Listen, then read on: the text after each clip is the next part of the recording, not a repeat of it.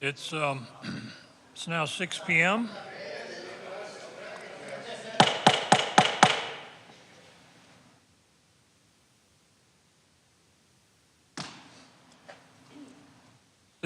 This is the regular May 7th, 2025 regular meeting of the Schertz Planning and Zoning Commission. Item number 1, meeting was called to order at 6 p.m.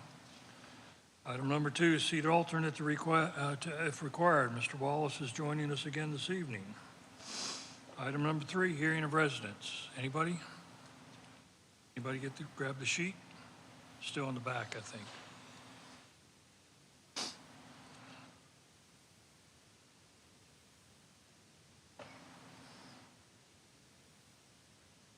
Nobody signed up? All right, and just as a point of order, you're not required, if you're here for any of the public hearings, you don't have to sign that sheet. So, all right, moving on to item number 4 is our consent agenda. We have one item on that agenda, that is the minutes for the April 2nd, 2025 regular meeting. Commissioners, does that item need to be pulled for discussion? If not, can I have a motion to approve? Make a motion to approve. Second. Okay, I have a motion from Commissioner McMaster and a second from Commissioner Carbone to approve. No discussion. Please record your vote.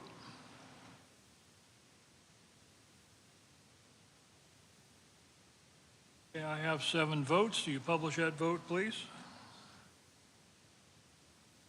We have 7 ayes, none opposed. That motion passes. All right.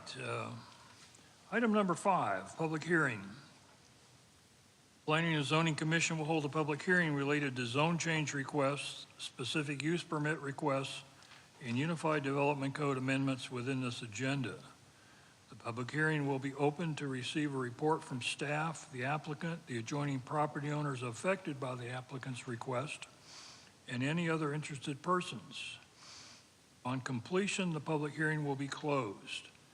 The Commission will discuss and consider the application and may request additional information from staff or the applicant, if required. After deliberation, the Commission is asked to consider and act upon the following requests and make a recommendation to the City Council if necessary.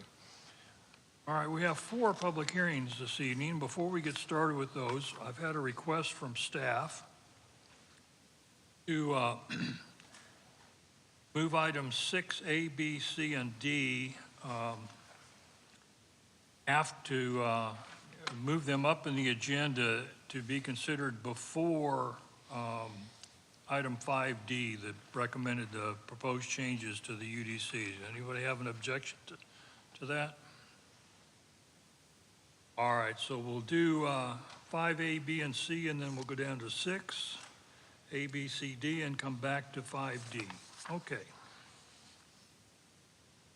So item 5A, PLZC 2025-0055, hold a public hearing and make a recommendation on a request to rezone approximately 4.15 acres of land from General Business District, GB, to General Business District 2, GB2, generally known as 46 Maskey Road and 44 Maskey Road, lots 3 and 4, block 1 of the Maskey Road Business Park subdivision, more specifically known as Guadalupe County, property identification numbers 199116 and 199117. Floor is yours, sir. Good evening, Commission. PLZC 2025-0055, a proposed zone change to GB2 on Maskey Road. William Willingham, planner. For your orientation, this is a subject property. You can see here to its sides, these properties are zoned as GB, general business, and these properties are currently undeveloped at this time. Across behind the property, you can see that these properties are zoned GB2, which are currently doing business as office warehouse or distribution centers. And then across the way is Maskey Road, which is currently categorized as a commercial collector. Notification for this property, 11 public notices were sent out on April 25th, 2025. As of today, we've only received 1 response in favor of the zone change request. A public hearing notice will be published in the San Antonio Express prior to City Council, and a notification sign was placed on the property by the applicant. In addition to that, JBSA has also been notified of this zone change request as it is located within the APZ, and JBSA has affirmatively recommended approval of the request. So some background on this case, you can see here that this property is currently located in an area that is primarily characterized by either GB or GB2 zoning. So this property, as it currently stands, is a GB district, and they're proposing to move to a GB2 district. Some more context for this site. So as I mentioned before, this property is located within the APZ2, so that is the accident potential zone. And so that APZ is established so that way there's compatible land uses between JBSA and the Schertz and surrounding area. And so the purpose and the effect of the APZ2 is that we require per our UDC that JBSA affirmatively recommend approval of a zone change request. Otherwise, it will not come forward. Otherwise, it's denied. JBSA has affirmatively recommended approval. So the site in context, you could see some of the site's current conditions. You see that the property is currently undeveloped at this time. Across the way, you can see that that's one of the soccer complexes that exist out there on Maskey Road. And just from that aerial view, you can still see that this area is relatively undeveloped. However, you see that development moving in those GB2 zones. Zoning and dimensional requirements. So you can see here that between GB and GB2, the dimensional requirements are essentially the same, and the primary differences exist between the permitted uses. So you can see that in the permitted use of GB2, the primary difference are going to be, for example, this is non-exhaustive, but auto repairs service major, office warehouse or distribution center, and a mini warehouse or public storage within SUP. These would be permitted in a GB2 district, whereas they're not in the current zoning district. UDC section 2154D, criteria for approval. So when looking at these cases, we look at the comprehensive land plan. Right now, the comprehensive land plan designates this location as industrial hub, which is intended for manufacturing, processing, and distributing uses. The requested use is a general business 2, GB2, and it's intended for light industrial developments to serve the entire community. So this is consistent with the comprehensive plan. 2, whether the proposed zoning change promotes the health, safety, and welfare of the city. As part of promoting the health, safety, and welfare, the city should encourage development compatible with surrounding uses, utilizing standards and transitional uses to alleviate negative impacts.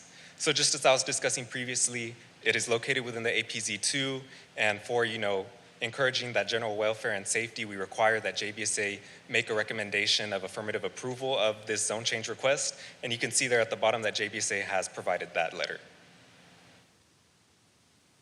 3, whether the uses permitted in the proposed zone will be consistent and appropriate with the existing uses of the immediate area. So just as I've discussed before, right now, this area is currently developed and it's kind of moving towards that GB2 kind of light industrial use. And so the applicant is requesting the GB2 zone. They're intending to build an office warehouse distributing center. And so the subject property is consistent with the surrounding area. Whether other factors are deemed relevant and important in the consideration of the amendment. So all UDC requirements have been met for the proposed zone change, and the Schertz Fire, EMS, and police departments have been notified of the zone change request and have provided no objections to the request. So our staff recommendation, due to the character of the surrounding area, the consistency with the comprehensive land plan, and the affirmative recommendation of the proposed zone change from JBSA, staff is recommending approval of PLZC 2025-0055. And the applicant is here. I believe they have a presentation. All right. Thank you, William.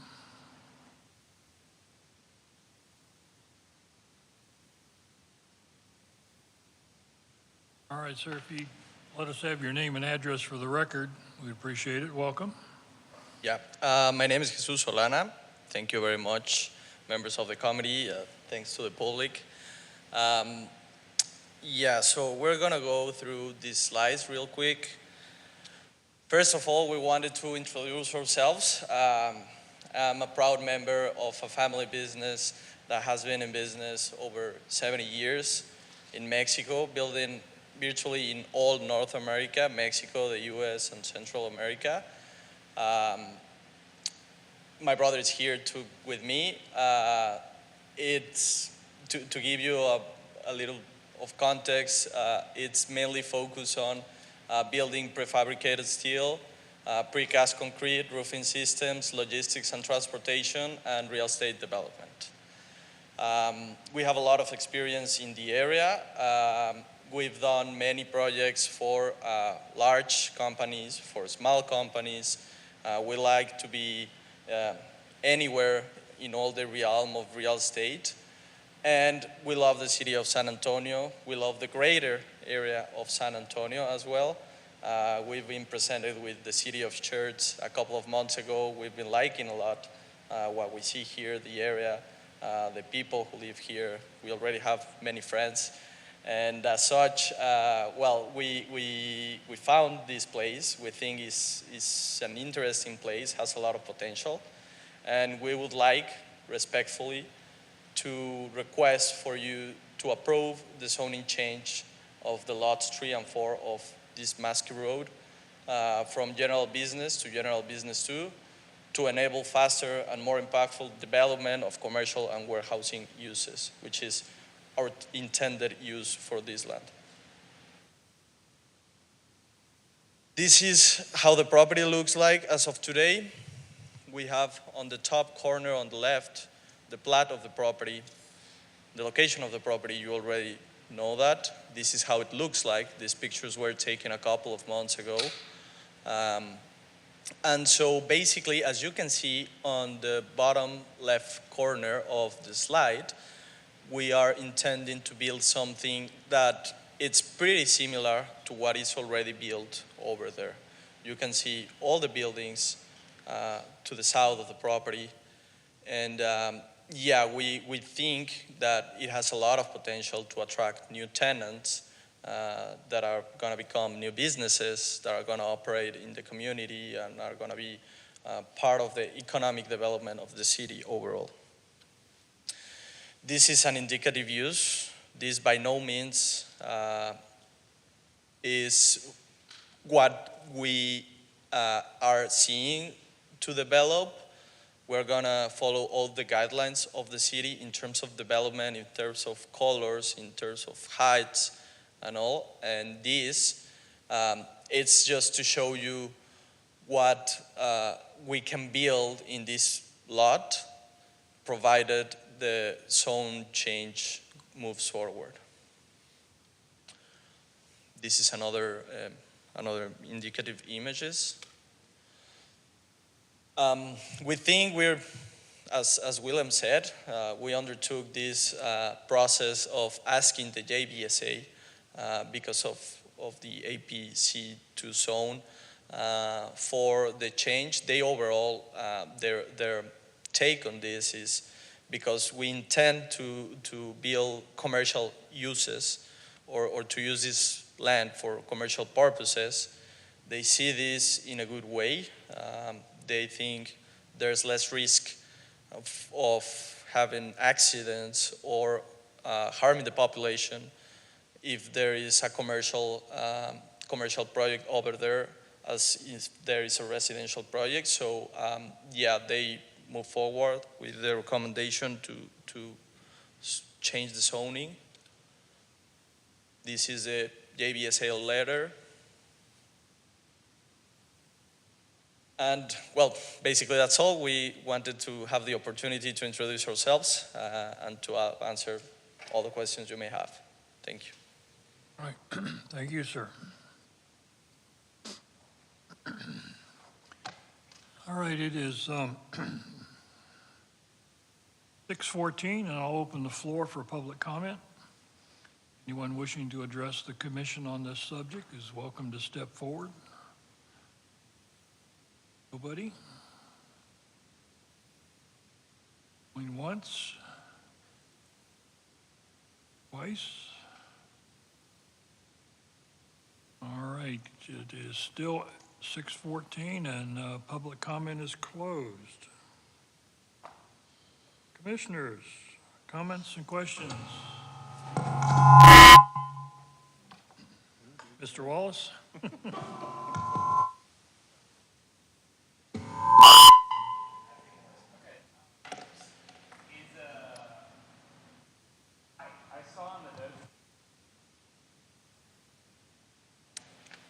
So IDEA has not responded, no.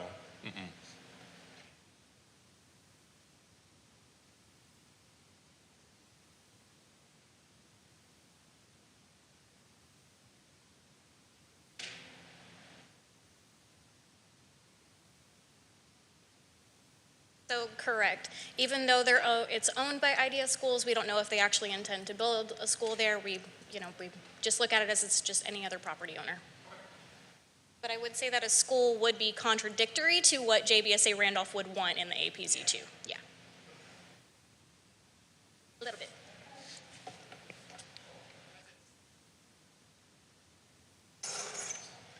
Well, I have a quick one. If we, I occasionally ride my bicycle down that area, and as I go, can we put the aerial back up, William?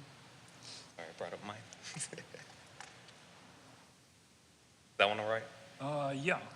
So just, I think in conjunction with your concept plan, so sometimes I come out the back and you see that roadway that connects those buildings with Maskey. So your property incorporates that existing roadway that's there? That exists in the, Yes. yeah, that way, yeah. Okay. That way is part of, I mean, it's not part of the property. It's a common area Right. shared Okay. by, the properties Yeah. that are adjacent. All right. No, that was just, I was just getting oriented a little better, so thank you. Anyone else have anything? Go ahead. Yeah, in your, excuse me, in your presentation, you said that JBSA provided a letter of recommendation Yes, that's correct. to the So affirmative, that is correct. Mhm. and in it, did they place any specific specifications of considerations? So they just kind of outline what is intended in that area. They don't want to see anything that has a FAR ratio above 2, I believe is that answer. We have the whole letter provided, I guess, by you if you'd like to see that letter, or I can also provide it to you if you'd like.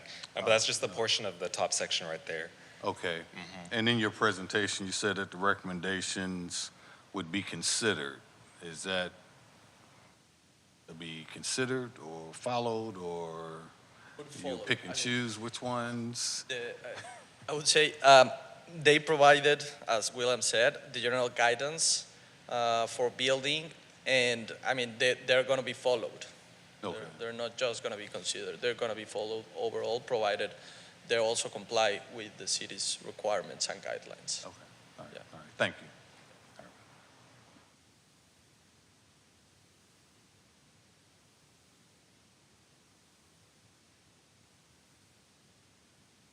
Anyone else?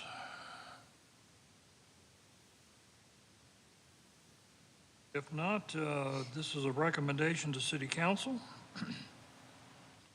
And we can recommend approval, we can recommend to deny, or we can recommend approval with conditions. If I could have a motion, please. Yeah, I'll make a motion to recommend approval on PLZC 2025-0055. Second. Am I on? I'm going to give that one to Ms. Goldick. Okay. All right. All right, so we have a motion and a second to recommend approval of PLZC 2025-0055. Any further discussion? All right, an aye vote is to recommend approval. Please record your vote.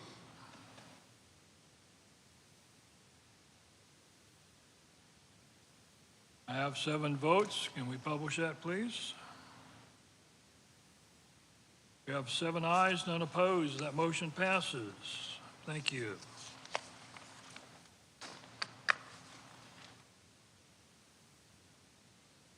Item 5B, PLZC 2025-0080.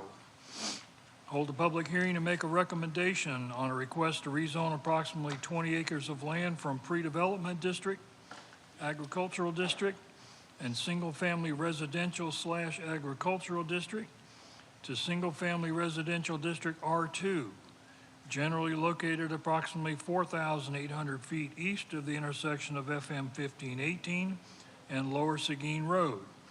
known as 12816 Lower Seguin Road and 12746 Lower Seguin Road, more specifically known as Bear County Property Identification Numbers 310027, 310026, and 310028, City of Schertz, Bear County, Texas.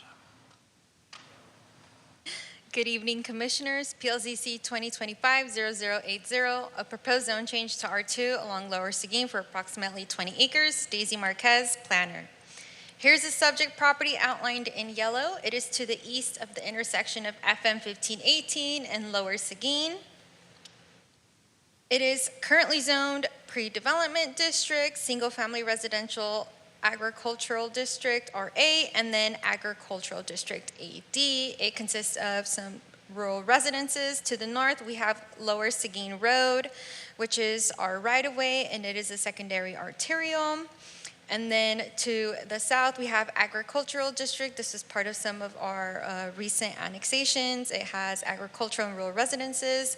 To the east, we have pre-development district, single-family residential agricultural district as well, and single-family residential district R2. And it is still some undeveloped and agriculture. And then to the west, we have our Carmel Ranch subdivision. It is single-family residential. So again, the property that we are discussing tonight is approximately 20 acres. It is 3 unplatted parcels, and it consists of rural residences. So we sent out 40 public notices on April 21st, and as of today, we received 2 in favor. And a public hearing notice will be published in the paper prior to City Council, and a notice sign was placed along Lower Seguin. And again, the subject property is 20 acres. They are proposing residential development, and they are proposing R2, or single-family residential zoning district. So dimensional and design requirements for single-family residential, what was there and what is being proposed. R2 is 70 by 120 lots, so one of our larger lot sizes with a minimum 8,400 square feet.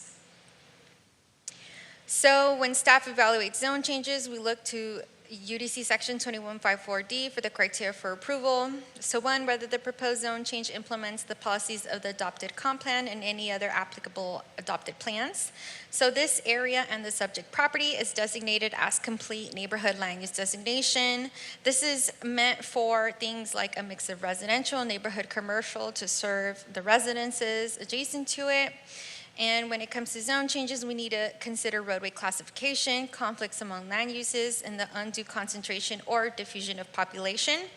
So the proposed zone change to R2 implements the policies of the comprehensive land use plan by providing a different lot size to add to the mix of residential within this area along Lower Seguin and the larger area. So 2, whether the proposed zoning change promotes the health, safety, and general welfare of the city. So as part of promoting the health, safety, and general welfare, the city should encourage development compatible with the surrounding uses, utilizing standards and traditional uses to alleviate negative impacts. So the proposed R2 does act as a transition to the smaller residential lot developments and to the large agricultural properties to the rear. And 3, whether the uses permitted by the proposed change will be consistent and appropriate with existing uses in the immediate area. So there are existing residential developments surrounding the subject property, and this is kind of just to show you, just along Lower Seguin, the subject property is outlined in yellow. We have Rhine Valley, Saddlebrook Ranch PDD, we have Carmel Ranch PDD, and then that Monterey Meadows that has straight zoning along Lower Seguin. So the Rhine Valley PDD consists of 447 residential lots. This is one of the more built out ones. 82.7% of those lots are 50 feet or 45 feet wide. So again, those smaller lots, what is being proposed would be larger than that.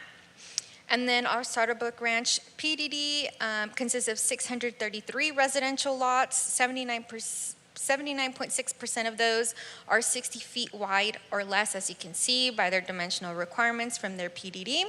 And again, what is being proposed tonight would be larger than that. Carmel Ranch PDD, 84% of those lots are 60 feet or 55 feet wide and 131 residential lots. So again, what is being proposed adjacent to them is larger than 84% of the lots that PDD contains. And then Monterey Meadows is straight zoning. They have R2 and R6, so the R2 is equivalent to what the applicant is requesting tonight, and what is being proposed tonight is larger than the 60 by 120 lots of R6 in Monterey Meadows. And then just within the larger area, we do have Kruger Martin along Weir Road, and that's R2 and R6 as well. It's compatible with the R2 that already exists along Weir Road, and it is larger than the R6 that is within that tract. So again, just kind of showing you it's providing something different within the larger area. It's compatible with that, but also immediately along Lower Seguin, it provides a larger lot than what a lot of these PDDs are providing. So for whether other factors are determined relevant and important in the consideration of the amendment, the Planning and Zoning Commission and City Council have not provided us any additional criteria for the proposed zone change yet. SEUCISD was notified, and we did provide the updated information, the forecasting and demographic reports. And Fire, EMS, and Police were notified of the zone change request, and no objections were provided for it.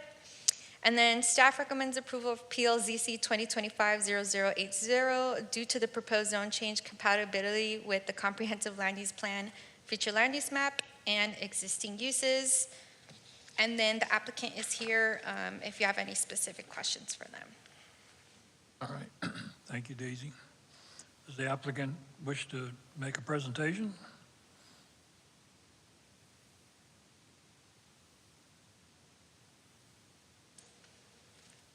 Good evening. Not really a presentation, but generally Paul Landa with MTR Engineers here on behalf of the applicant. The developer proposes a community that complements the adjacent subdivisions that have been recently developed. Again, 70-foot minimum single-family development, pretty small compared to the relative development in the area. So I'm available to answer any questions that y'all may have. All right, thank you, sir. All right, it is 6:27. I'll open the floor for public comment. Anyone wishing to address the commission on this subject, welcome to step forward.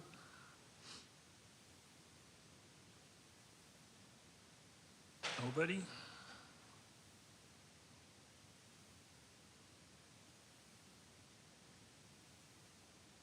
All right. It is still 6:27 and public comment is closed. Commissioners, comments and questions?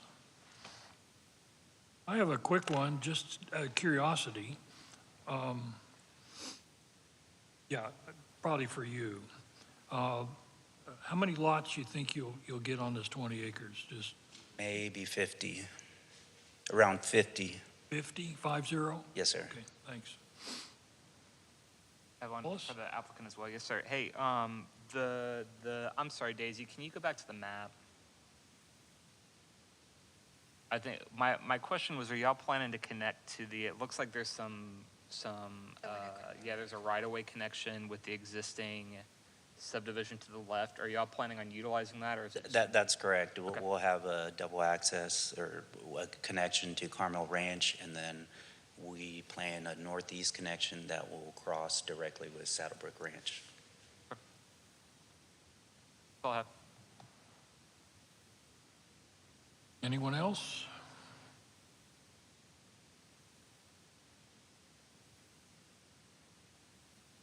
No? All right, once again, this is a recommendation to City Council. We can recommend approval, denial, or approval with conditions. Can I have a motion? Make a motion recommending approval of PLZC 2025-0080. Second.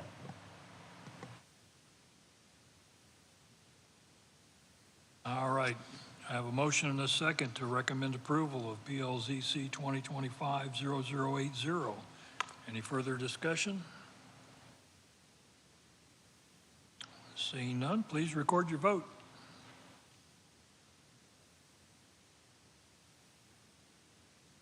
All right, I have 7 votes. Can we publish that, please?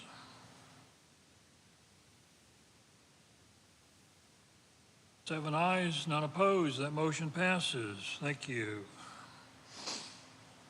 Item 7C is PLZC 2025-0043. Hold a public hearing to make a recommendation on a request to rezone approximately 62 acres of land from Planned Development District and Pre-Development District to Single-Family District, Residential District R2, generally located approximately 3,800 feet east of the intersection of FM 1518 and Trainer Hale Road, known as Bear County Property Identification Number 310054, a portion of 310053, and a portion of 310061, City of Schertz, Bear County, Texas. Daisy? Good evening, PLZC 2025-0043, a proposed zone change to R2 along Trainer Hale Road, approximately 62 acres, Daisy Marquez, planner. So this is the subject property outlined in yellow. It is located along Trainer Hale Road. It's kind of situated between Weir Road and FM 1518. The subject property is currently zoned PDD, so it was part of that original Sterling Grove PDD development and MDP. And it is also zoned pre-development district, this larger chunk up here, and it is currently undeveloped and unplatted. To the north, we have pre-development district. It's undeveloped and some sort of agriculture and residential closer to Weir Road. To the south, we have single-family residential district R1, pre-development district, and agricultural district. And again, kind of with the nature of this area, it's more undeveloped agriculture and residential. To the east, we have pre-development district, agricultural district, and single-family residential district R2 all around this area. And then to the west, we have the remainder of the Sterling Grove PDD and pre-development district. So we sent out 13 notices on April 21st. As of today, 396 Schaefer Road, Schertz, Texas, 78108, more specifically known as Bear County Parcel, identification number 308385. William? Good evening, Commission. PLPP 2025-0053, waiver, a waiver request for the Burnett subdivision preliminary plat. So you can see here in this aerial view, There we go. thank you. So you can see here in this aerial view, this is where the property is located. If this is looking familiar to you or this is already sounding familiar to you, this property came in last year for a rezone request to rezone from pre to RA. So that's what's currently here at this time. This applicant is now coming in to request a waiver as there is an on-site sewer facility currently existing, and they're looking to come into compliance with the UDC. So you can see here once again, just this property located here, it's zoned as RA. It is located approximately 4,800 feet from the intersection of Schaefer Road and FM 1518. It is approximately about 4,000 feet away from the nearest sewer connection, and it already has an approved on-site septic facility. This is the proposed plat. And so as I mentioned before, this is a waiver request for not connecting and not extending utilities to the property as there's already an existing sewer facility on site. And so all lots within a subdivision are required to connect to public sanitary sewer systems and extend to wastewater lines per our UDC. And so per this waiver request by the UDC, the applicant is required to come to the commission and request this waiver to not extend and connect to the facilities. So staff analysis, this application was sent to our engineering department for their review, and they support approval of the waiver request as the nearest sewer connection is 4,000 feet away, and the site is already serviced by OSSF. So our recommendation is that the applicant does not intend to further develop what is existing on site. The site is already served by an on-site septic facility, and the nearest sewer connection is over 4,000 feet away. Therefore, staff recommends approval of the waiver request as presented. And I believe the applicant is also here. Would you like to speak now? All right, thank you. Yeah.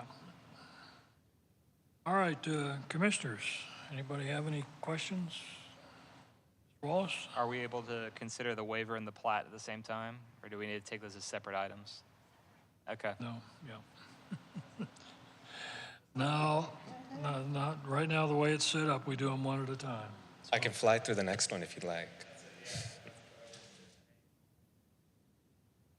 Anybody? All right, this is for our action, we can approve or we can deny. So can I have a motion, please? Yeah, I'll recommend approval on the waiver for preliminary plat 2025-0053. Second. All right, I have a motion and a second to approve PLPP 2025-0053 waiver, correct? Any further discussion, questions? All right, please record your vote.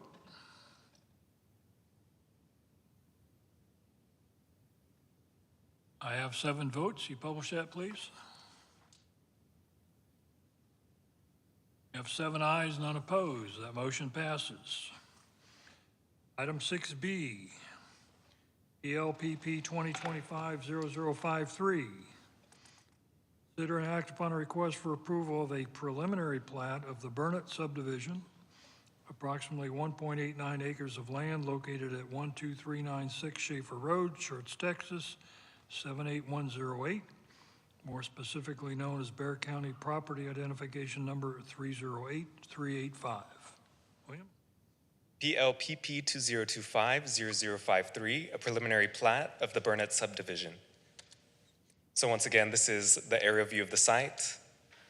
And this is, once again, an aerial view of the site, just indicating it's located within the Schertz Sewer CCN. There's an existing home on site.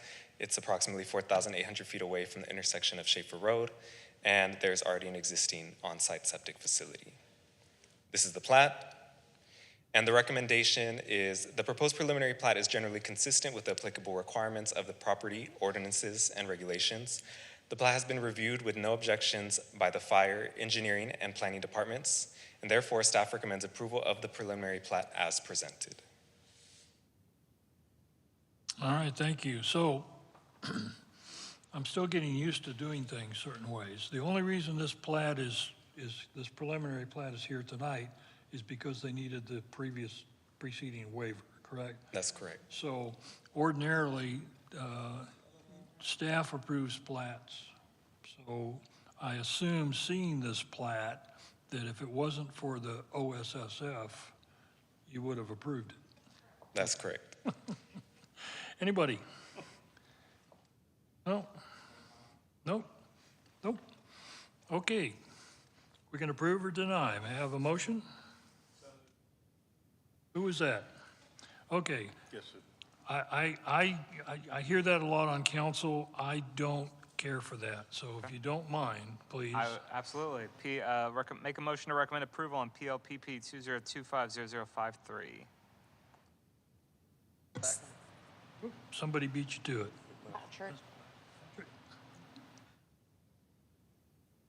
All right, I have a motion and a second from Commissioner Wallace and Commissioner McMaster to approve PLPP 2025-0053. Any further discussion? Please record your vote.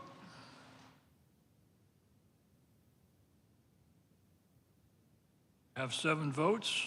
Can you publish that, please?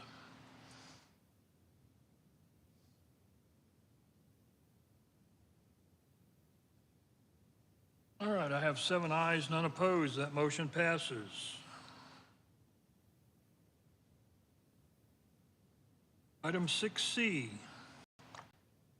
LLC 2025-0091 waiver. Consider and act upon a request for a waiver in relation to on-site sewer facilities for the final plat of the Monroe subdivision, Block 1, Lot 2, approximately 12.39 acres of land, located approximately 750 feet east of the intersection of Wereseguin Road and Bainig Drive, more specifically known as Bear County Property Identification Number 619166. William? Good evening, Commission. PLFP 2025-0091, a waiver request for the Monroe subdivision, Lot 2, Block 1. This is an aerial view of the site. If this sounds familiar, if this is looking familiar already, the applicant has come into the Planning and Zoning Commission previously to request a waiver as this lot specifically is not located along the Ware Seguin frontage road, and they needed that waiver request approved so that way they could have that connection along that property. So the applicant is coming in today to request a waiver for on-site sewer facilities. The property is located within the APZ2. As I mentioned before, it has access to Ware Seguin Road via a 30-foot ingress and egress easement through the adjacent property, which is owned by the same owner, and the site is currently undeveloped at this time. This is the proposed plat. Right now, we're just looking at Lot 2, Block 1. Lot 1, Block 2 will be platted at a later date. So the waiver request here is for on-site sewer facility. The applicant is proposing, is intending to develop a single-family home on this property that they've purchased, and our UDC requires that all lots within a subdivision are required to connect to public sanitary sewer systems and extend wastewater lines. The applicant is requesting a waiver of OSSF. Per our UDC, they are required to come to the commission to request this waiver for approval. So our staff analysis engineering had a review on this waiver request, and they are supportive of the waiver as the nearest sewer connection is approximately 2,000 feet away from the property, and it is not connected to services at this time, and they're only intending to develop a single-family home at the moment. So our recommendation, because the applicant intends to construct one home, the nearest connection is over 2,000 feet away, and the subdivision will be required to connect to sewer system once it is available in the area. Staff recommends approval of the waiver request as presented. And the applicant is here, correct? All right, thank you. Commissioners?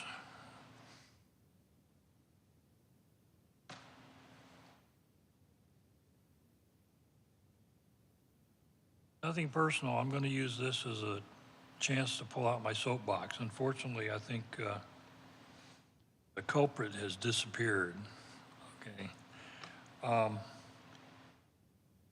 It just makes me wonder, because the current Schertz model is not to extend sewer service, but to have developers do that.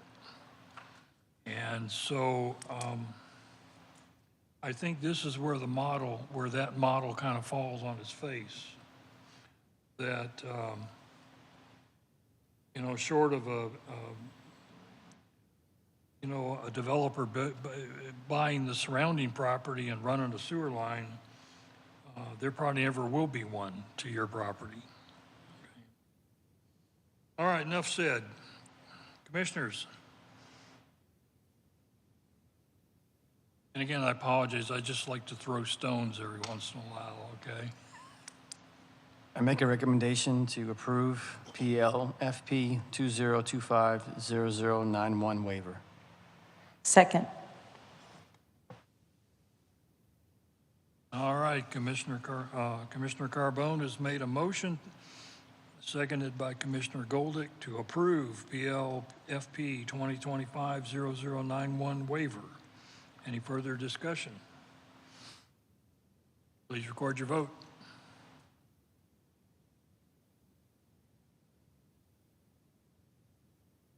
All right, I have 7 votes. Would you publish that, please? We have 7 ayes, none opposed. That motion passes. Item 6D, PLFP 2025-0091, consider and act upon a request for approval of a final plat of the Monroe Subdivision Lot 2, Block 1, approximately 12.39 acres of land located approximately 750 feet east of the intersection of Ware Seguin Road and Bonig Drive, more specifically known as Bear County Property Identification Number 619166. William? PLFP 2025-0091, final plat of the Monroe Subdivision, Lot 2, Block 1. So once again, we see here the same site that now has the approved waiver. We see here that property, once again, it's located within the APZ2. It's zoned as single-family residential agricultural district and has access to the property with an approved waiver of a 30-foot ingress egress easement through the lot adjacent to it under the same ownership. Once again, this is the final plat. They're just looking to plat Lot 2, Block 1. The proposed preliminary plat is generally consistent with the applicable requirements for the property, ordinances, and regulations. The plat has been reviewed with no objections by the engineering, fire, and planning departments. Therefore, staff recommends approval of the final plat as presented. All right, thank you. I've just got a couple of quick questions. What's the current zoning out there on this property? This property, specifically Lot 2, Block 1, has RA on site. Okay. And because we're not changing the zoning, we don't ask Randolph about it. That's correct. Okay. Anybody? Questions, comments? No? Would you like to make a motion? I'll make a motion to approve PLFP 20250091. Second.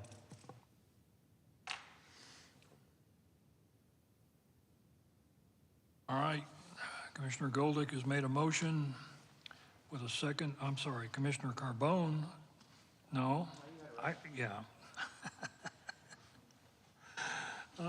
Yes. All right. So we have a motion to approve from Commissioner Goldick with a second from Commissioner Carbone to approve PLFP 2025-0091. Any further discussion or questions? Record your vote.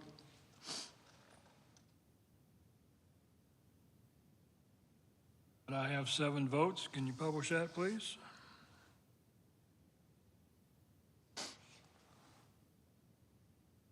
All right, we have 7 ayes and none opposed. That motion passes. Thank you. Thank you, gentlemen. Well, I was hoping you were going to forget about it. No way. All righty, so now we're going to jump back up to item 5D, a public hearing. PLUDC 2025-0090, conduct a public hearing, workshop, and discussion, and possible action to make a recommendation on amendments to Part 3 of the Schertz Code of Ordinances, Unified Development Code, to Article 11, Sign and Advertising Devices, Article 3, Boards, Commissions, and Committees, Section 21.3.3, Planning and Zoning Commission, Article 7, Non-conforming uses, lots, and structures, and Article 16, definitions. I didn't bring my pillow, so. All right, Sam, go ahead. Promise you this will be exciting. PLUDC 2025-0090, Samuel Haas Senior Planner. So staff is bringing forward these amendments in conjunction with all the workshops that City Council has been doing on temporary signs lately. This started in November. P&Z did see those proposed amendments to the temporary signs on December 4th, and then it went back to City Council 5 additional times after that. So they really hashed out the temporary sign piece. The last update to the entire article was in 2017, so staff felt that it was time to maybe update the article and just look at some things and see if we can polish up some items. So staff's approach was really in 3 separate ways. So number 1 was we kind of were looking at editorial changes, helping kind of clean up the article to convey information better, reorganizing sections when we could, removing any redundant or unnecessary language if we could. Number 2 was create consistency with the UDC and other policies. And number 3 was actually adjustments to the code. So here's an example of conveying information a little bit better. So when we have to the left is our current code, you see all these kind of wordy paragraphs. And when we were able to, we created a nice, punchy, itemized list here. And not to go into the details, we'll go into that later, but you'll see we split that apart and created a nice, information that was conveyed a little easier. Another thing we did is reorganizing. So when we were able to, we proposed combining some sections. The price per gallon display we moved up to made a little more sense. And then we actually moved non-conforming signs to our actual non-conforming section in the UDC. So eliminating some redundancies. One good example of this is the current UDC in Article 11 has a whole section about licensing. We also have that in our Code of Ordinances, that you are required to be a licensed contractor and to have insurance, things like that.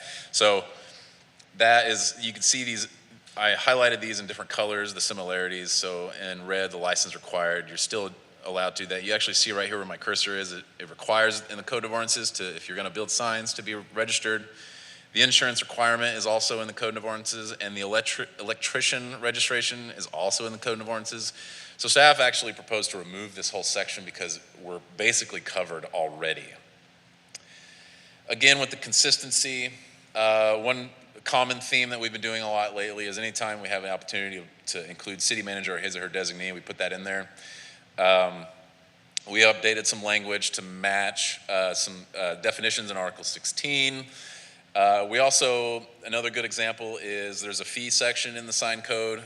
We changed up a little bit of how that works. The existing code has this language about doubling fees, but that's not actually how our fee schedule works for the signs. So we just put some language in there that said that, you know, fees, if you're working without a permit, your fee's not doubled, it actually just says what the fee schedule says. So we're creating a little bit of consistency there. So here's the meat and potatoes of this actual UDC amendment, the adjustments to the actual sign code requirements. We're really doing this in 3 sections: wall signs, freestanding, and temporary.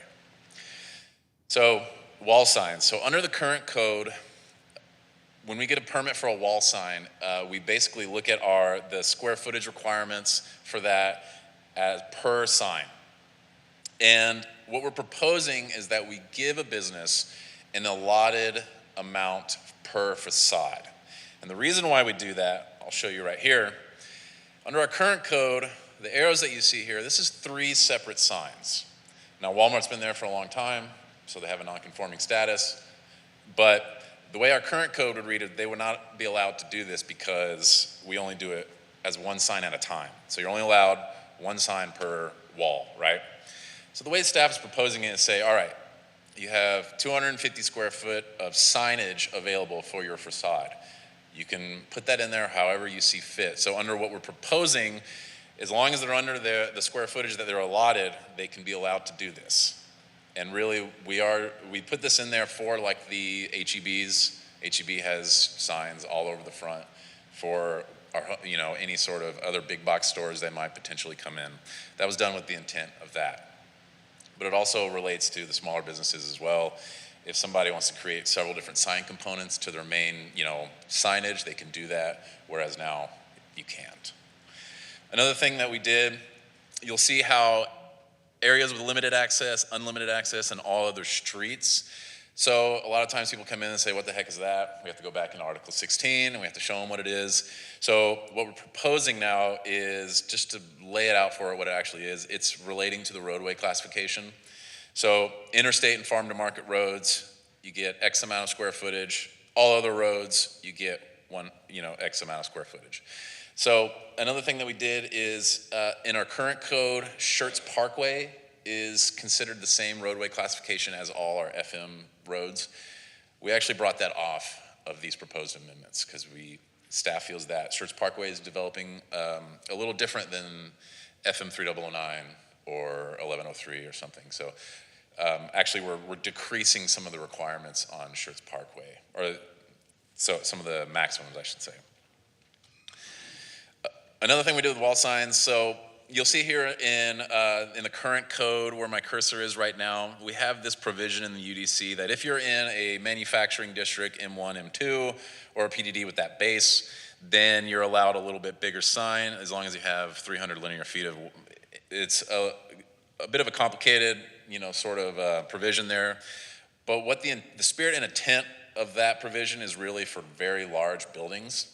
So we left this provision in the code, or we're proposing to put a new provision in that basically says buildings over 100,000 square feet are allowed an additional 100 square foot of signage area. So if you have a really large building on Tri-County Parkway, for instance, you can get a little bit extra signage because those are large warehouses, so we feel that that's fair. Same thing with the interstate or farm to market roads. If you have an extremely large building over 100,000 square feet, then you get a little bit extra signage square footage. The roof line limitations, staff put that in there. We basically were able to streamline that and put it as one sentence rather than all these other stuff that's in the current code. Again, we made a requirement that your wall sign cannot project in your required building setback. If we left the provision in there, if your wall sign's facing, if it's within 150 feet of a residential property, you cannot do that. So we left that in there as well. And we created this new regulation here that says basically if your property is on Main Street and you're facing FM 78, technically you're abutting a railroad. So, there might be some gray area as to what you're actually abutting. Like, are you classifying as a railroad or is it? So we just decided to clear that up and say, well, treating it as facing 78, you can have all the signage that people on 78 get. So a special for Main Street, essentially. One thing that we adjusted to is in the current code, you get a primary wall sign at the full 100% allowed square footage. Every other signage after that has to be 75% of that, so it's less. So you get a primary sign, and we have these secondary signs that we have currently in the code. Staff is proposing that we get rid of that, and we just allow everybody to do signs and keep it easy. So, the next section, freestanding signs. So this will be a new section in the code. Currently, we have 4 separate sections in the code for these signs that you see before you. We have, this is considered a freestanding ground sign. This is considered a monument. This is a multi-tenant sign. And this is considered an electronic sign. Staff looked at this and said, well, these are all basically the same thing. They're all freestanding signs. And so we're proposing to combine all these things into one section. And so in our existing code, I'll just kind of briefly go over the bullet points of these, but the max height in your freestanding ground sign currently is anywhere between 20 and 50 feet. Your area is 32 to 250, and you get 1 per lot frontage. Our monument signs, you're only allowed a maximum of 5.6, or 5 foot 6 inches. Your maximum area is 50 square feet, 1 per lot frontage. And there are some material requirements for monument signs as well. And on your multi-tenant signs, you're only allowed up to 20 feet high, and you're only allowed a maximum area of 150 square feet. And again, 1 per lot frontage. And the electronic sign, maximum height 18, maximum area 50 square feet, 1 per lot frontage as well. So all these kind of basic requirements we have just combined into one. And we're saying that you get 15, your setback's 15 feet, which is normal, which is what we have currently. Your maximum area is 250, and your maximum height is 50 for interstate and farm to market roads, all of the roads being 150 and 50. And again, we're keeping the 1 per lot frontage requirement. So for freestanding ground signs, really no difference. So it's essentially the same thing. For monument signs, we're basically getting rid of that. You can still do a 5 foot 6 inch monument sign that's only 50 square feet, but you're no longer restricted in the maximum. The multi-tenant signs we're actually increasing a little bit. We're allowing applicants to go a little bit taller and a little bit bigger. That made sense to staff as you have a lot of tenants that you need space for. So it seemed to us to make sense to allow them to go a little bit bigger. And so in the current code for electronic signs, you only allowed 100 square feet, 50 square feet per sign face. So you only get 2 sign faces, 150 square feet each. We kept that in there. We made it a little easier to understand by just putting bullet points in there, but we kept that. The additional requirements for electronic signs being, the sunset and sunrise and sunset requirements, and you can't have like really fast copy going to distract drivers. We kept that in there as well. So we're not changing that. We kept that in. So for multi-tenant signs, again, like I mentioned, we thought it made a little more sense to allow them to do bigger, a little taller, if you will. We added a provision that said no tenant shall have more than 50% of the allowable area. This is our, what we're effectively calling our anchor tenant restriction. So if you have a Walmart or some other big box store, they can't take up more than 50% of the sign. That way it requires them to leave space for their other tenants, if there are other tenants. And so in the current code, it just says the developer shall be responsible for determining the adequacy and size necessary to meet that requirement. So it basically gives it to the developer in the current code, and right now we're saying, let's just make a hard and fast rule, say nobody gets more than 50% of that sign. Temporary signs, I'll just kind of breeze over this because this has been hashed out a bunch in City Council. Really the bullet items on this one is balloon inflatable signs are not permitted. There's a 14-day restriction on feather flags. There is also a reoccurring event permit. So you can get up to 15 times a year.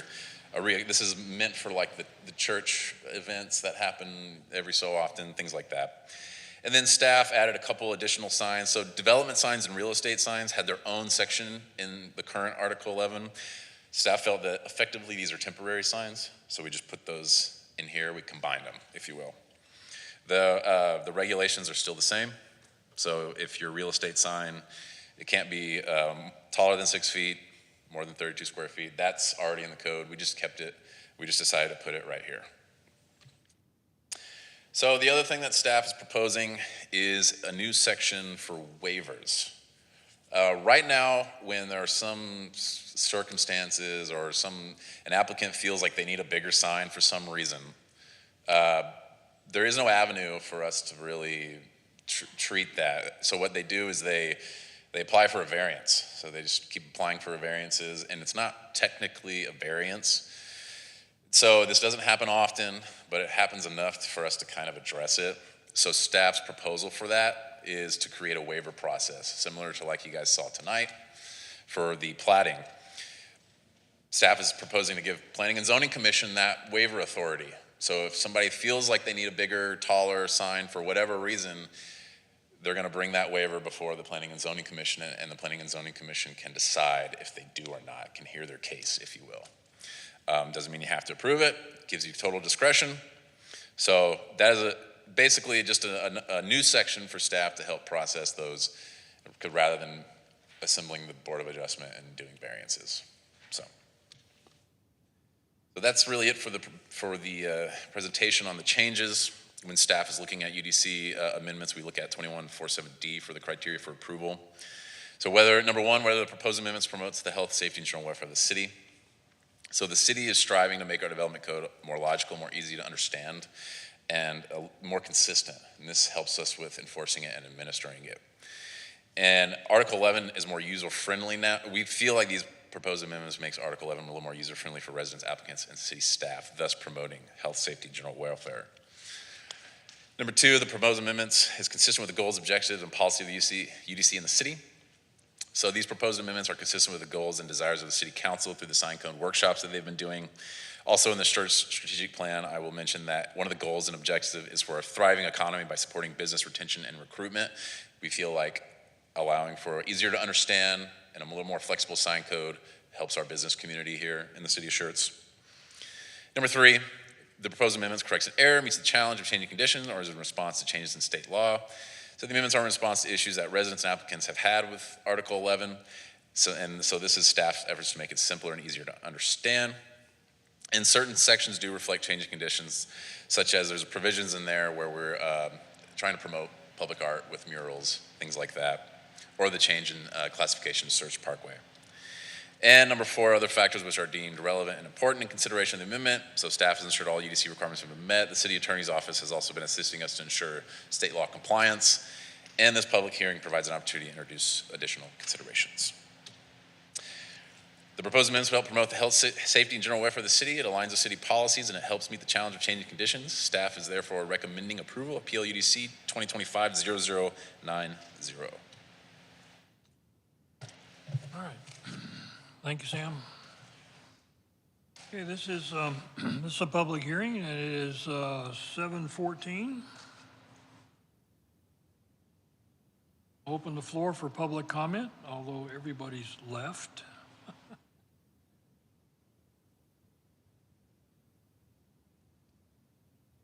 So, my spiel, anyone wishing to address the commission on this subject may approach the, yeah, nobody, okay. It's, 7:15, and the public comment is closed. Commissioners? Wallace? Yeah, everything you presented, I generally agreed with. The one thing that I felt like would be slightly concerning is the inclusion of the 50-foot height on the FM roads. I mean, I understand the rationale in lumping it in and everything else. Is it just for consistency that we're including the FMs with it? Just because it seems like considering 3009 and 78, and even kind of to 1103, it just doesn't seem that it would be appropriate to have the same standards as you would along the interstate. Yeah, I think staff looked at that and just said, the way that it's developing, it seems to be, these corridors are, becoming commercial hotbeds, and that, 50 feet doesn't mean everybody's going to come in with 50 feet signs. Yeah. There are cost considerations on the private end, but staff was comfortable with that. If Planning and Zoning Commission is not, that is something that staff can make an adjustment with. Okay. Would we do it through a motion? Yeah, it's okay. Can you go back to that slide real quick? I'm sorry.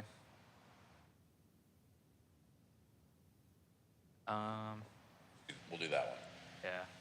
Thank you. Anybody else? Yeah, Judy? I'm just questioning, what is it exactly? Are you saying not to have the 50-foot? Yeah, height? I think my big point would be, and I understand that like 3009 and 78, I mean, they are not, 78 are more commercialized. It just seems inappropriate to have signs the same height potentially as the interstate. And I understand it's a maximum and not everyone's gonna hit it. I just can't imagine you would have like a lollipop sign in the middle of 3009 the same height that you would have along the interstate. It just seems out of character to lump them all in as one. I think that's the one thing I disagreed with, was that inclusion. And I get it, like that it's a hypothetical, someone could never do it, but it's the one time that we allow it to happen that you're then stuck with it, essentially. I think there's two that I know of right Yeah. now. The double A or AAA plumbing, it's on Main Street, where the traffic light is coming from underneath Aviation and then going up. Okay. When you come from Pat Booker down Aviation and you come up, there's that huge billboard up. Yeah. And then the other one may be Cibola, but they're scarce. And it doesn't look, to me, it doesn't look odd. I notice one all the time because it's always a real estate agent, but it's closer to, it's on the other side of 1103, actually. So you see them a little further down between Cibola and Marion. I just can't imagine they would be popping up a lot, Yeah. in the Schertz proper along 78. But they don't look, Yeah, I mean, I don't know. I always think back about the one in San Marcos along the highway that's like giant and exists and is going to essentially exist forever. And I know, I mean, it's along the highway. It's a little different, but I think it's just the consideration of, that's my one thing, but if I'm the one naysayer, I'll sit it out. I just think they're very, very rare. And Just hang on a sec. Okay. Good, it Judy? is very expensive to advertise on those two. Oh yeah, and I No, mean, no. it's something that could never happen. It's just Yeah. I would hate for it to be the one that goes up because you're allowed, as it stands now. Could they do it as the code is currently written? So as the code is currently written, FM 78 and like 309, it would be 100, oh, I'm sorry, let me go back. So they could do 40 feet right now. So we gave them 10 extra feet. Right. Didn't think it was that big of a deal.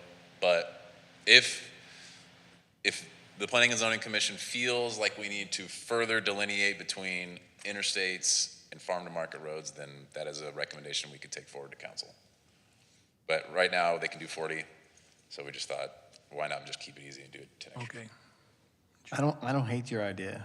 Now, hang on a sec. Oh. Okay, one at a time, please. Well, no, I'm Okay. done. That was it. I think it was Okay. the 40 that exists. It feels more reasonable. Okay. But And then Judy, were you finished? Did you have anything else? I don't think so. Okay. Well, let me ask one question.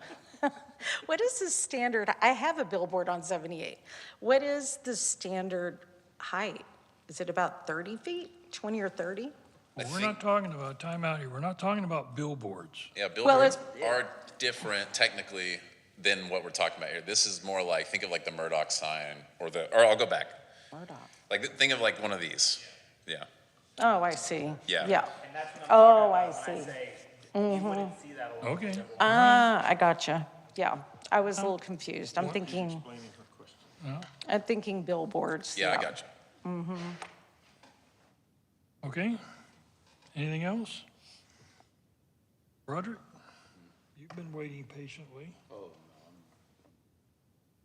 no. Sure? All right, go ahead, John. I tend to agree with you. I think there should be a delineation between an interstate thoroughfare. I mean, let's be honest, everybody knows a Bucky sign from 5 miles away. I wouldn't want to see something like that on a, 1103 or 78. So we have it at 40. I think you leave it there. And even if we never get to it, so what? Let's just leave it at 40. That way there is a clear delineation between an interstate and our roads around here in local Schertz. The slide that you have up here, Sam, do you have any idea how tall that SAS sign is? I don't. But the Murdoch sign was, no, that was too long ago. Okay. I want to say that it's similar to the Murdoch sign. I want to say that was close to 40 or 50 feet. Close to what? 40 or 50 feet. It's right next to SAS shoes, actually. Yeah, the old Garden Ridge Pottery, yeah. Okay, so,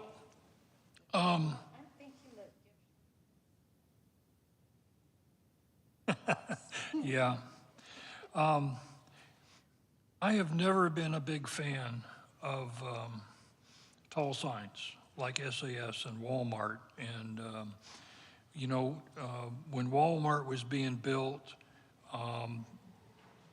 I was not on the commission. I was still a city employee. And Walmart was doing the old, well, if you don't let me do that, I'm gonna take my ball and go home. Well, I'll tell you, folks, go drive around, where's a good example? Georgetown, Round Rock. Go down and drive Highway 6 in the Houston area. You don't see these signs. Walmart has a 4-foot pedestal sign. That's all they're allowed. And guess what? Walmart is still there, okay? But I agree with Commissioner Wallace and Commissioner Carbone. I think 50 foot is too high off the interstate. The interstate has some,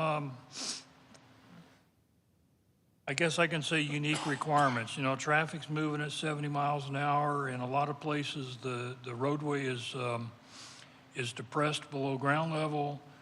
And so in order for the signs to be seen, they need to be a little bit higher. I don't think we have that situation with 399, 1518, 1103, or any of the other streets. I think 40 feet is too high. I'd like to see them even smaller everywhere except the interstate. But I've got a couple other questions. Somewhere you go to all others is 100 square feet, right? Wall sign. I really have no concept of how that relates to signs. And my question is that enough? Because you go from 250 to 100 square. Is 100 square feet enough? It is more than they currently get. Okay. So all other streets currently get 80 square feet, so we're Okay. actually upping it a little bit.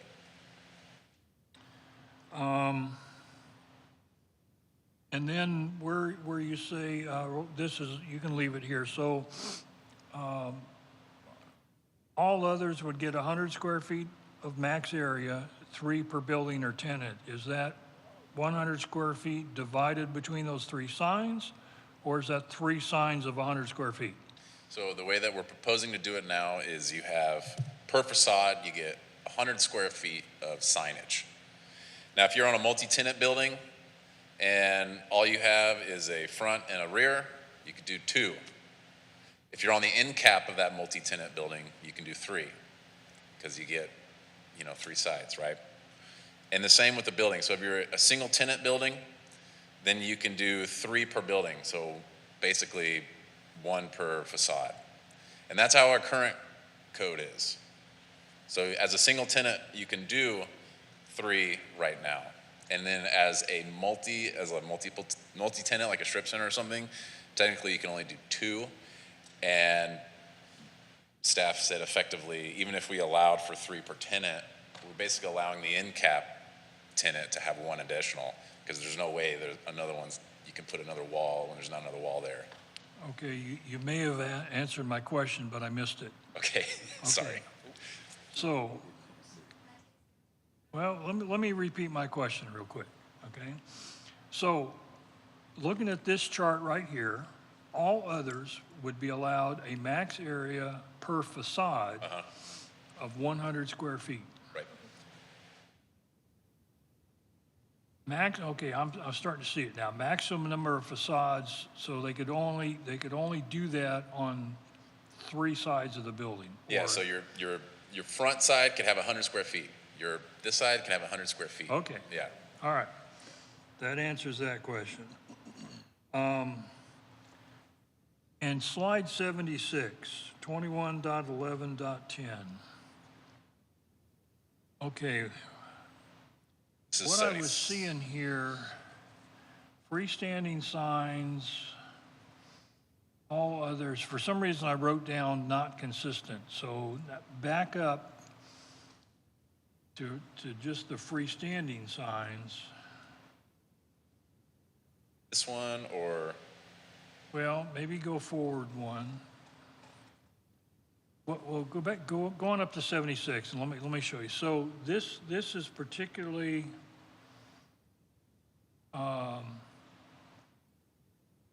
multi-tenant signs, correct? Or just this is freestanding? So yeah, multi-tenant is going away. They're all called freestanding. Correct. And here you get 100, and all others get 150 square feet. Correct.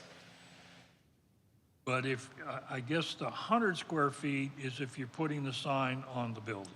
Correct. Okay. Yes. And I didn't write it down, but I think the other thing I would take exception with is Main Street. Okay.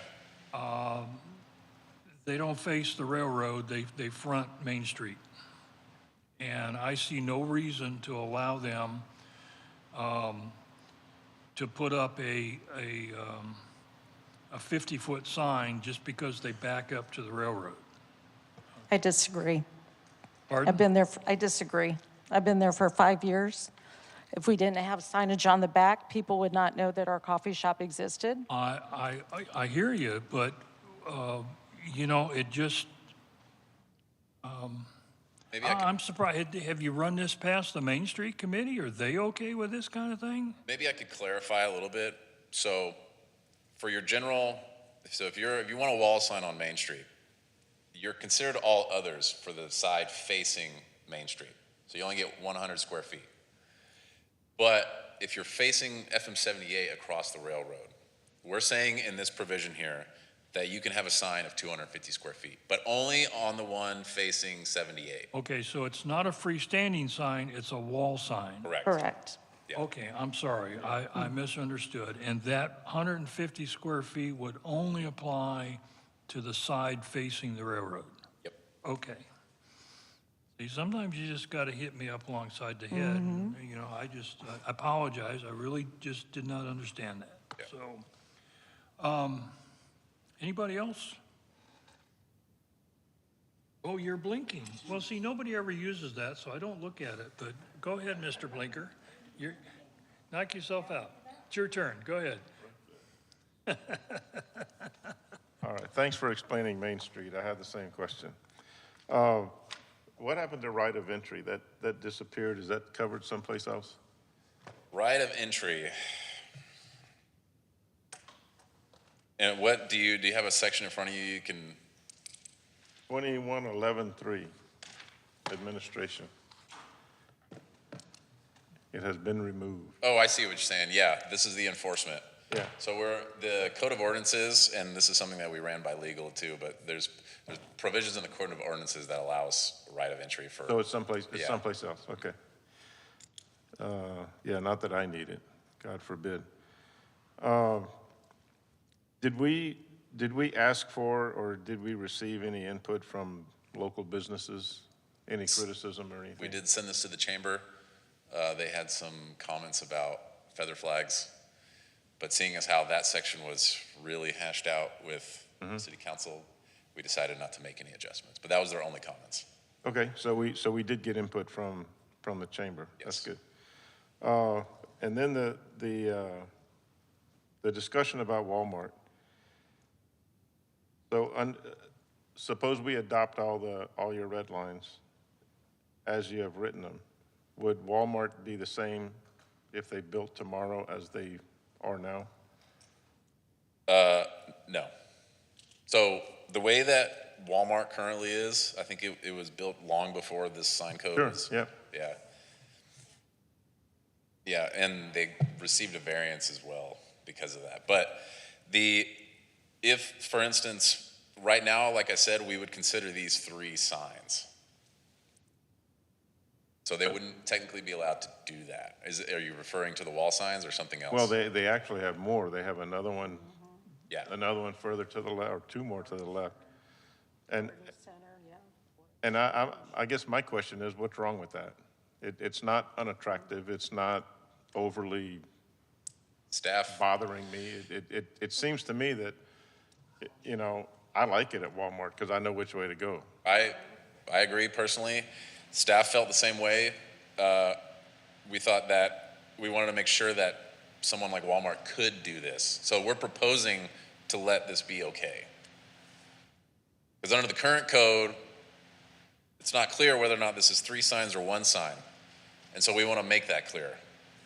So how many can they have on their front facade? So what we're proposing is that you get 250 square feet of signage on your facade. If you want to, as long as what is added up here does not exceed that, then you're okay. Okay. Yeah. So what would this be? Do you have any idea? Yeah, I actually looked at Walmart in this instance.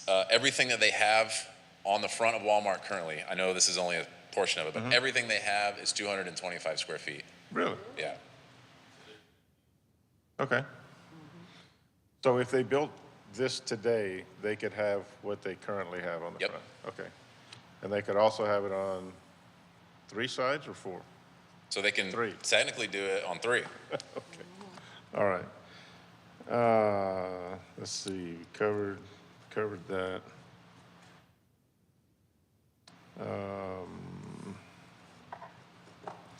And I don't own a business, so I don't know, you know, how critical it is to have a sign. I guess that, you know, they all have their interpretation of what they need according to their business plan. But it seems to me that with the advent of almost everybody having a GPS, that you pretty much know where the business is. And so the need for gigantic, enormous signs, I think, is kind of going away. And from a business standpoint, it seems like it would lower the expense of having a business if you don't have to build such a huge sign. But I don't know if that entered into your computations or editing what we have now, but it seems that most everybody has a GPS and they can find where they want to go. What do we need a big sign for? So I mean, I could. that's kind of rhetorical, but Sure. But at the same- I don't know the answer to that. It could be for those that are just passing by, right? Well, They might yeah. not know that they want to go there until they see the sign. It's like, oh, I didn't know it was one of those there. Exactly. No, let me pull across traffic and drive in there. Like brand recognition or Right. just knowing, oh, there's a candy store or whatever. It's like you have a GPS, but you want to go to someone's house, you need the address to get there. My GPS never lands me directly in front of where I'm going. Same concept. I think that's all I have. I'm not done yet. I hear it. I have a light. Yeah, I got a light. See, I can, no, mine doesn't work. See? I'm just in an argumentative mode. See, I'd argue that that's 3 different facades. No. I know what the intent is, 3 sides Yeah. of a building, okay? I think there's a difference between a facade and a side. Just saying, all right? Yeah, you know, we make, and they're including the waiver provision. And we've handled some of those in the past. The one that pops into my mind is for Evo, because they sit so far off the roadway. We allowed a waiver to make their letters or their sign bigger, so it was visible. So there's always provisions like that.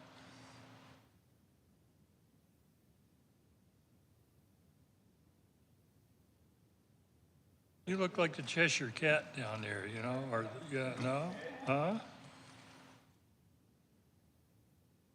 All right, so, again, this is a recommendation to City Council. We can recommend they approve, we can recommend they deny it. We can recommend approval with conditions. And I just wanted, I remember you talked about feather flags. I'm sorry. At one point, they didn't want to allow them at all. Yep. Right? So, yeah, they're back. Anyway, so those are your 3 options if somebody will like to make a motion.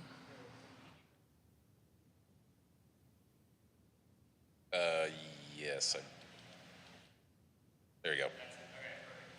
All right, I'd like to make a motion to recommend approval of all UDC amendments except for the freestanding signs table to break the farm to market roads off from the interstate category and set a max height of 35 feet. 35 feet for clarity, and just another for clarity as well. The max, not adjusting the max area. The area is fine. Correct. Okay. Area's fine. Just the height. Max height, 35 feet. Got it.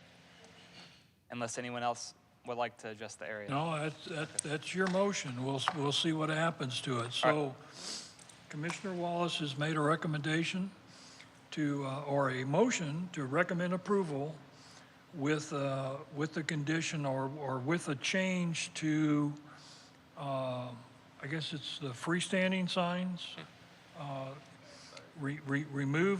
Move the farm to market roads to their own line. Correct. I guess, and limit the height to 35 feet. Correct. Does that sound pretty good? That's it. Okay, so that's the motion. I'll second that.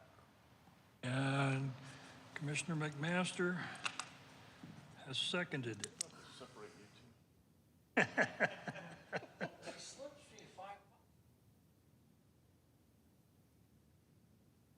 All right, so is everybody clear with the motion? Does everybody understand what the motion is? All right, any further discussion? Anyone like to amend that motion to include something else or change it? Righty, so please record your vote.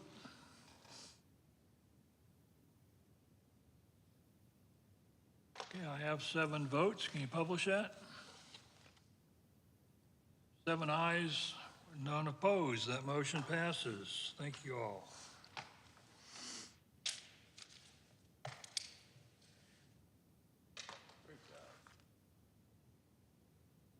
Now, just to clarify, any existing 40-foot sign would be grandfathered. Yeah, they'd be non-conforming. Yep. let's see, so that's, we're done with the public hearings, we've done all the individual considerations. Requests and announcements. I'm sorry, yeah, request by commissioners to place items on a future planning and zoning agenda. Commissioner Wallace? I would like to request staff.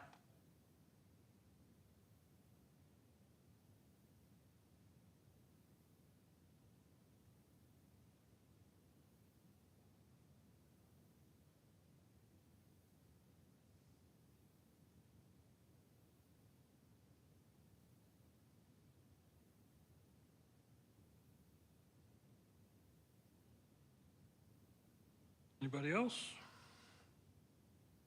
Announcements, anybody have anything? Judy, go ahead. My new office is in Common Ground Real Estate Co-op, and we are having our ribbon cutting on May 22nd with the chamber. There's 3 real estate brokers and a real estate lender in there. And so we'd like to invite everybody out. We're going to have snacks, drinks, and the actual cutting of the ribbon. 816 Main Street, Suite E.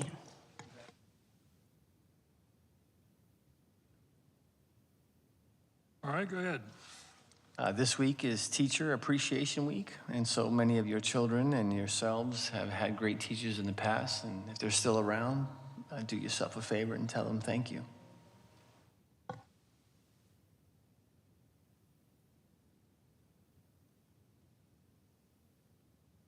Okay, and real quick, I received an email from the city, so I assume that those of you, I was unable to attend the volunteer appreciation dinner, and they always have a gift for us. And this year it was, the email said it was some kind of a collapsible cooler. In case you didn't get that email, you just swing by the admin building back here and pick that up from the city secretary's office. Yeah, it sounded like it was going to be, and unfortunately, grandson birthdays take precedence, so. Yeah, all right, so anybody, commissioners, anything else? Staff, you have, what's going on over there, huh?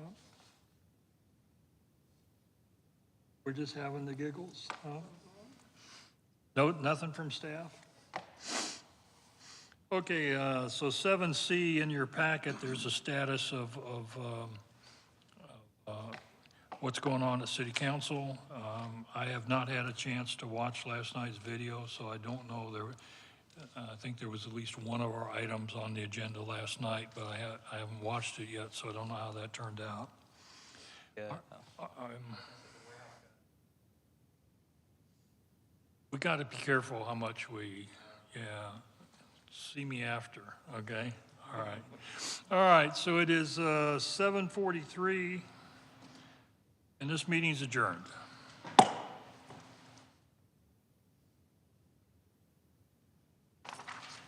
industrial one we had debated was house. There was the one out on I-10? GB2. I'm sorry, that's just. Tech space.